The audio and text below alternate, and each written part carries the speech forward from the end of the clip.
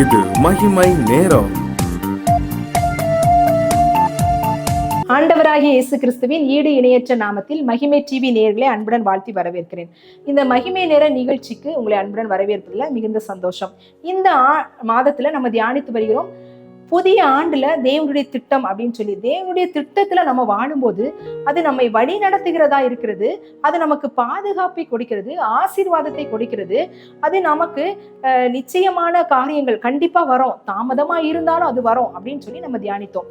இந்த நாள்ல நம்ம தியானிக்க போகிறோம், தேவனுடைய திட்டத்துல நம்ம நடக்கும்போது வெற்றி நிச்சயம், நமக்கு கண்டிப்பா ஜெயம் கிடைக்கும். நாம் தோல்வி உள்ளவர்களாக நம்முடைய ஓட்டத்தை முடிக்க மாட்டோம், வெற்றி உள்ளவர்களாக தான் முடிப்போம் அப்படின்னு சொல்லி நம்ம தியானிக்க போகிறோம். ஒவ்வொரு வருஷமும் புது வருஷம் நமக்கு பிறக்கும் போது இந்த வருஷத்துல எனக்கு கண்டிப்பா இந்த காரியத்துல ஜெயம் வேணும், இந்த காரியம் எனக்கு தோல்வியா முடிந்துடக்கூடாது, இந்த காரியம் எனக்கு நன்மையா முடியணும் அப்படின்னு சொல்லி அநேக காரியங்களை நம்ம எதிர்பார்த்து கொண்டு அதுல நம்ம முயற்சி எடுக்கிறவர்களாக நம்ம காணப்படுவோம். இந்த வருஷம் வெற்றியின் ஆண்டா இருக்கணும், இந்த வருஷம் ஜெயத்தின் ஆண்டா இருக்கணும் அப்படின்னா ஒவ்வொருவரும் நம்ம விரும்புகிறவர்களாய் காணப்படுவோம். ஆனா ஆண்டவருடைய வசனம் என்ன சொல்லுகிறது அப்படின்னா, ரோமர் 8:37 இவை எல்லாவற்றிலேயும் நாம் நம்மில் அன்பு கூறுகிறவர்களாலே முற்றும் ஜெயம் கொள்ளுகிறவர்களா இருக்கிறோம். நாம் அதுக்கு முன்ன வசனங்கள் எல்லாம் பார்த்தோம்னா உபத்திரம், வியாதி, அநேக காரியங்கள், பாடுகள் எல்லாவற்றிலும் நாம் முற்றிலும் ஜெயம் கொள்ளுகிறவர்களா இருக்கிறோம் அப்படின்னு சொல்லி இந்த வசனம் சொல்லுகிறது. ஆண்டவருடைய திட்டமும் அதே தான் காணப்படுகிறது. அவருடைய திட்டத்தின்படி, அவர் நமக்கு வைத்த திட்டத்தின்படி நம்ம வாழும்போது அவர் நம்மை வெற்றி சிறக்க பண்ணிக்கிற தேவனா இருக்கிறாரு. தேவனுடைய திட்டத்தின்படி நடக்கிறவர்களுக்கு வெற்றி உறுதியாய் காணப்படுகிறது. எப்படி இதெல்லாம் நடக்கும் அப்படின்னு நம்ம பார்த்தோம்னா, முதலாவது தேவன் நமக்கா யுத்தம் செய்கிறவரா இருக்கிறாரு. இந்த இஸ்ரவேல் ஜனங்கள் எகிப்துல இருந்து கானானுக்கு போறாங்க. போகும்போது பார்வோன் சேனை அவர்களை பின்தொடர்ந்து வருகிறார்கள். அவர்கள் என்ன செய்யறாங்க, பயந்தவர்களாய் காணப்படுறாங்க. முன்னாடி பார்த்தா செங்கடல், பின்னாடி பார்வோன் சேனை. அந்த நேரத்துல ஆண்டவர் மோசையோடு ஒரு வார்த்தை சொல்லுகிறாரு, கர்த்தர் உங்களுக்கா யுத்தம் பண்ணுவார், நீங்கள் சும்மா இருப்பீர்கள் அப்படின்னு சொல்லி. நீங்க அமர்ந்திருந்து தேவனுடைய ரட்சிப்பை பாருங்க அப்படின்னு சொல்லி. இதே மாதிரிதான் நம்முடைய சூழ்நிலை. எந்த பக்கம் போனாலும் எனக்கு பிரச்சனையாய் காணப்படுகிறது. நான் இந்த இடத்துல போனா நிம்மதியா இருக்கலாம்னு போனா அங்கேயும் எனக்கு பிரச்சனை, நான் வீட்டுல பார்த்தா வீட்லயும் பிரச்சனை, இந்த வேலை இடங்களில பிரச்சனை, இந்த வேலை காரியங்கள்ல பிரச்சனை, நான் எந்த இடத்துல போனாலும் எனக்கு பிரச்சனையாய் காணப்படுகிறது, நான் எங்கதான் போறது அப்படின்னு ஒருவேளை அங்கலாய்த்து கொண்டிருக்கிற நேரத்துல ஆண்டவர் உங்களை பார்த்து சொல்றார், கர்த்தர் உங்களுக்காய் அந்த இடத்துல யுத்தம் செய்ய வல்லவர். நீங்க என்ன செய்யணும் அப்படின்னா, அமர்ந்திருந்து அமைதியாக ஆண்டவருடைய கரத்தை நோக்கி பார்க்கணும். ஜெபத்துல தரித்திருக்கும் போது அவர் உங்களுக்காய் யுத்தம் பண்ண வல்லமை உள்ளவரா இருக்கிறார். அந்த இடத்துல நம்ம எந்த ஃபைட்டும் பண்ண வேண்டியதில்லை, எந்த வீணான வார்த்தைகளும் பேச வேண்டிய அவசியம் இல்லை. நிறைய நேரங்கள்ல நம்ம என்ன செய்யறோம் அப்படின்னா, நம்முடைய சுயத்தினால சில காரியங்களை நம்ம செய்கிறதுனால அந்த வெற்றி நமக்கு தடைப்படுகிறதாய் காணப்படுது. அருமையானவர்களே, ஆண்டவர் நமக்கா யுத்தம் செய்வார், நாம் சும்மா இருக்க வேண்டியதாக காணப்படுகிறது. ஜெபத்துல அமர்ந்து அந்த காரியத்தில் நம்ம எதையும் செய்யாதபடி சும்மா இருக்கணும். ஆனா ஆண்டவருடைய சமூகத்துல நாம் ஜெபிக்கிறவர்களாக காணப்படணும். அப்போ இந்த ஆண்டவர் நமக்கா யுத்தம் பண்ணும்போது ஜெயத்தை தர வல்லமை உள்ளவரா இருக்கிறார். அடுத்ததாக விசுவாசமாய் நம்ம காணப்படணும். விசுவாசம் தான் ஜெயத்தின் ஆயுதமாய் காணப்படுகிறது. இந்த தாவீது கோலியாத்தை எதிர்கொண்டு போகிறான். கோலியாத் உயர்ந்த மனிதனா இருக்கான், அவன் போர் வீரனா இருக்கிறான். ஆனா தாவீது சிறுவனா இருக்கிறான். அவனுடைய உருவத்திலும் அவன் சிறுவனா இருக்கிறான். அவனுக்கு அந்த போர் ஆயுதங்களை யூஸ் பண்ணி அவனுக்கு அபியாசம் இல்லை, அவனுடைய அந்த உடைகளை போட்டு அவனுக்கு அபியாசம் இல்லை.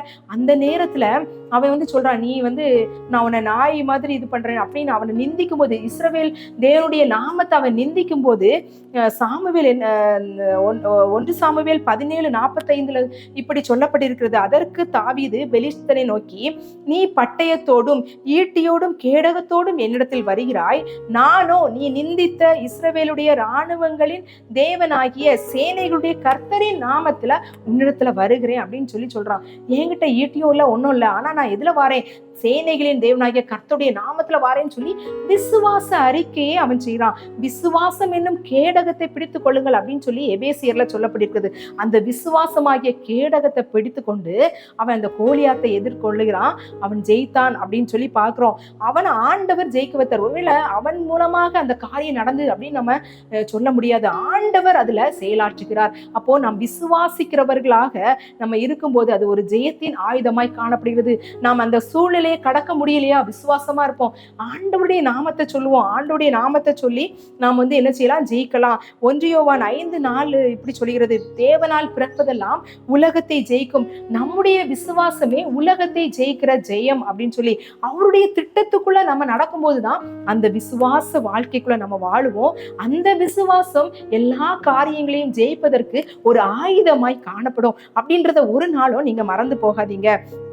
எபிரேயர் 11 அதிகாரத்துல பார்த்தோம் அப்படின்னா விசுவாச வீரர்கள் பட்டியல், இதுல தாவீதின் பேரும் இடம்பெற்றிருக்குது, அநேகருடைய பேர் இடம்பெற்றிருக்குது. அவங்க எல்லாம் ஜெயித்தவர்கள், அவர்கள் ஜெயித்தவர்கள், அதனால அதுல இடம்பெற்றிருக்காங்க. நம்முடைய வாழ்க்கையிலும் நாம் ஜெயித்தவர்களாய், ஜெயம் பெற்றவர்களாய், ஜெயம் உள்ளவர்களாய், வெற்றி உள்ளவர்களாய் நம்ம வாழணும் அப்படின்னா ஆண்டவருடைய திட்டத்துக்குள்ள நம்ம விசுவாசிக்கிறவர்களாக, அவரை விசுவாசிக்கிறவர்களாக நம்ம காணப்படணும். அந்த விசுவாச அளவு முக்கியம் இல்ல, முழுமையான விசுவாசம். கடுகளவு விசுவாசம் இருந்தா மலையை பார்த்து பெயர்ந்து போன்னு சொன்னாலும் அது சமுத்திரத்துல தள்ளுண்டு போகுமா. எவ்வளவு பெரிய தேவன் நமக்காய் அந்த காரியங்களை செய்ய வல்லமை உள்ளவர். நம்ம விசுவாசித்தால் மாத்திரம் போறோம். நமக்கு மலையை போன்ற சோதனைகளா இருந்தாலும் எல்லாவற்றையும் மாற்றித்தர அவர் வல்லமை உள்ளவரா இருக்கிறாரு. நாம் இந்த தாவீதுடைய வாழ்க்கையில பார்த்தோன்னா அவன் கையில கவனம் கொண்டு இருக்கு, அதன் மேல அவன் நம்பிக்கை வைக்கல, அவன் தேவன் மேல நம்பிக்கை வைத்ததுனால அவன் வெற்றி உள்ளவனாய் மாறினான். அதுக்கடுத்ததாக ஆண்டவர் நமக்கு கொடுக்கிற ஜெயம் முழுமையானது. இந்த உலக வாழ்க்கைக்காக மாத்திரம் இல்ல, மறுமைக்குரிய காரியங்களையும் இந்த ஜெயம் நமக்கு கிடைக்கும். இந்த பவுலுடைய வாழ்க்கையை பார்த்தீங்கன்னா அவன் அநேக கஷ்டங்களோடு தான் அந்த ஊழியத்தை நிறைவேற்றினான். அவனுடைய வாழ்க்கையில அநேக கஷ்டங்களை ஆண்டவருக்காக அவன் அதை கடந்து செல்கிறவனாக காணப்பட்டான். ஆனா அவன் என்ன சொல்றான், 2 கொரிந்தியர் 2:14 கிறிஸ்துவுக்குள் எப்பொழுதும் எங்களை வெற்றி சிறக்க பண்ணுகிறவர், எல்லா காரியத்திலையும் அவர் எங்களை வெற்றி சிறக்க பண்ணுகிறார் அப்படின்னா அவருடைய வாழ்க்கையை நம்ம பார்த்தோம்னா சிறைவாசகம், அடிபட்டாரு, நிறைய பிரச்சனை, கப்பல் சேதம், இப்படி நிறைய பிரச்சனைக்குள்ளதான் இருந்தாரு. ஆனா அவர் என்ன சொல்றாரு பாருங்க, என்னை வெற்றி சிறக்க பண்ணுகிறவர் அப்படின்னு சொல்றாரு. நாம் அப்படி சொல்லுவோமா? நம்ம சூழ்நிலைகள் கடினமா இருக்கும்போது ஆண்டவர் என்னை வெற்றி சிறக்க பண்ணுகிறார் அப்படின்னு சொல்லுவோமா? அப்படி திட்டத்துக்குள்ள நம்ம இருந்தோம்னா கண்டிப்பா விசுவாசத்தோட அந்த வார்த்தையை நம்ம செய்வோம். அது முடிவு பரியந்தம் அது நமக்கு ஒரு ஜெயத்தை தருகிறதாய் காணப்படும். அதே மாதிரி 1 கொரிந்தியர் 15:57 நம்முடைய கர்த்தராகிய இயேசு கிறிஸ்துவினாலே நமக்கு ஜெயம் கொடுக்கிற தேவனுக்கு ஸ்தோத்திரம். அவர் நமக்கு ஜெயம் கொடுக்கிற தேவனா இருக்கிறார். அவர் இந்த உலக ஓட்டத்தை முடிக்கும் போது சொல்றாரு, 2 தீமோத்தேயு 4:17 நல்ல போராட்டத்தை போராடினேன், ஓட்டத்தை முடித்தேன், விசுவாசத்தை காத்து கொண்டேன், இது முதல் நீதியின் கிரீடம் எனக்காக வைக்கப்பட்டிருக்கு. இந்த உலக வாழ்க்கையில நான் ஜெயம் பெற்றேன், இனி நான் மறுமைக்குள்ள பிரவேசிக்கும் போது அங்கேயும் நான் ஜெயம் உள்ளவனாய் போகிறேன் அப்படின்னு சொல்லி ஒரு விசுவாச அந்த முழுமையான அந்த ஜெயத்தை பெற்றவனாக இந்த பவுல் காணப்படுகிறான். இதே போலதான் இந்த உலக வாழ்க்கையில நாம் ஆண்டவருக்காக வாழும்போது மறுமைக்குரிய ஆசீர்வாதத்தையும் ஆண்டவர், அந்த ஜெயத்தையும் ஆண்டவர் நமக்கு தர வல்லமை உள்ளவரா இருக்கிறாரு. நமக்கு நிறைய நேரங்களை நம்ம நினைப்போம், இந்த உலகத்துல எனக்கு போராட்டமாய் காணப்படுகிறது, நான் போராடி தான் எல்லா காரியத்தையும் பெற்றுக்கொள்ள வேண்டியதா இருக்கிறது, ஜெபத்துல அதிக நேரம் நான் ஜெபித்து போராடி நான் என்னுடைய காரியங்களை பெற்றுக்கொள்கிறேன் அப்படின்னு சொல்லி ஒருவேளை அங்கலாய்க்கிறீங்களா? போராட்டம் அது இறுதி அல்ல, உங்களுடைய ஜெயம்தான் இறுதியாய் காணப்படும். முடிவில் அது ஜெயமாய் காணப்படும், வெற்றியாய் காணப்படும் அப்படின்னு ஒருவேளை நம்ம போகிற பாதையில இது முடிஞ்சிச்சு, இதுக்கு மேல ஒண்ணு இல்ல, நான் தோல்வி அடைஞ்சிட்டேன் அப்படின்ற விளிம்புல ஒருவேளை நீங்க நின்று கொண்டிருக்கிறீங்களா? ஆண்டவர் உங்களை பார்த்து சொல்றாரு, இது முடிவல்ல, இது தொடக்கமாய் காணப்படுகிறது. என்னுடைய திட்டத்தின்படி நீ நடக்கிறதுனால இந்த தொடக்கம் ஆசீர்வாதமானதாகவும் முடிவில் ஜெயம் பெறுகிறதாகவும் காணப்படும் அப்படின்னு சொல்லி உங்களை தைரியப்படுத்துகிறாரு. தேவன் நம்மோடு இருக்கிற வரைக்கும் நமக்கு தோல்வியே நமக்கு கிடையாது. பார்க்கும்போது தோல்வி போல சூழ்நிலைகள் காணப்பட்டாலும் அது தாமதமாய் அது நம்மை தயார்படுத்துகிறதாய் காணப்படுமே ஒழிய அது தோல்வி அல்ல, அது நம்மை வெற்றிக்கு நேராக வழி நடத்தும். கொரி டென் பூம் அப்படின்ற ஒருத்தங்க இருந்தாங்க. அவங்க சுவிசேஷத்தின் நிமித்தமாக நாசி சிறையில அடைக்கப்பட்டாங்க. அங்கேயும் அவர் நிறைய பேருக்கு சுவிசேஷத்தை சொல்லி ஆண்டவருடைய அன்பை சொல்லி அநேகரை ஆண்டவருக்கு நேராக வழி நடத்தினாங்க. அவங்க சொன்னாங்களாம், இந்த பூமியின் பாலத்துல கொண்டு போட்டாலும் அவருடைய அன்பு அதை விடையும் ஆழமா இருக்கிறது அப்படின்னு சொன்னாங்களாம். என்ன, அந்த சிறைச்சாலையில கொண்டு போட்டா கூட அவருடைய அன்பினால அநேகரை என்ன செய்தாங்களா ஆண்டவருக்கு நேராக வழி நடத்தினாங்க. அவருடைய திட்டத்துல உறுதியா வந்து ஜெயம் பெற்றாங்க. சிறை வந்து ஒரு தோல்வி அல்ல, அது ஜெயத்தின் மேடை அப்படின்னு சொன்னாங்களாம். இது எனக்கு தோல்வி அல்ல, நான் ஆண்டவருக்காக செய்யறதுனால என்ன சிறையில கொண்டு போட்டதுனால இது எனக்கு எனக்கு தோல்வி அல்ல, ஜெயத்தின் மேடை. அநேக நேரங்கள்ல நம்ம சில காரியங்கள் செய்யும் போது நமக்கு நடக்கிற சூழ்நிலைகள் நம்ம நினைச்சிடறோம் இது தோல்வி, இது வந்து இப்படி தோல்வியா இருக்கு, மற்றவங்க நம்மளை அவமானப்படுத்துறாங்க, நம்மளை குற்றப்படுத்துறாங்க அப்படின்னு சொல்லி ஒருவேளை அது தோல்வியாய் காணப்படுகிறது அப்படின்னு சோர்ந்து போக வேண்டிய அவசியம் இல்ல. அது ஜெயத்தின் மேடையாய் ஆண்டவர் அந்த இடத்துல உங்களுக்கு மாற்றித்தர அவர் வல்லமையுள்ளவருக்கு அவருடைய திட்டத்துக்குள்ள நம்ம அடங்கி இருக்கும்போது சகலமும் நன்மைக்கு ஏதுவாய், ஜெயத்துக்கு ஏதுவாய், வெற்றிக்கு ஏதுவாய் அது நடக்கிறது அப்படின்றதுல எந்த விதமான சந்தேகமும் கிடையாது.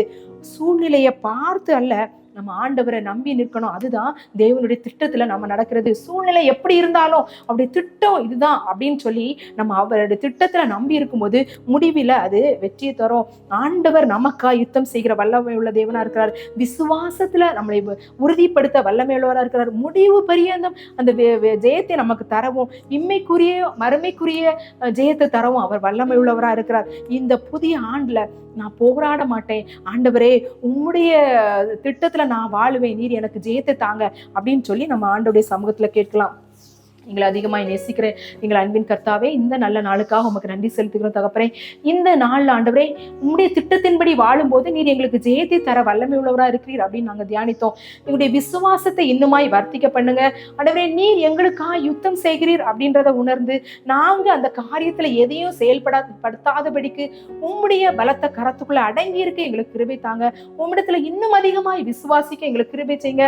இம்மையிலும் மறுமையிலும் நீர் எங்களுக்கு ஜெயத்தை தர வல்லமை உள்ளவரா இருக்கிறீர் நாங்கள் விசுவாசிக்கிறோம். அப்படிப்பட்ட கிருபைகளினால எங்களை நிரப்புங்க. எங்களை தாழ்த்துகிறோம், வெறுமையாக்குறோம். நீர் பெருக, நாங்கள் சிறுக. இயேசுவின் மூலம் ஜெபம் கேளும் நல்ல பிதாவே, ஆமேன். கர்த்தர் தாமே ஆசீர்வதிப்பாராக.